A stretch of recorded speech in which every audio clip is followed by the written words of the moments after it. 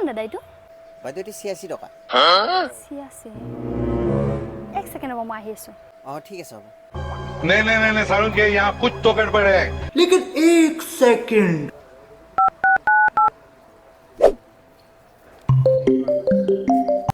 hello ফনিতা কোৱা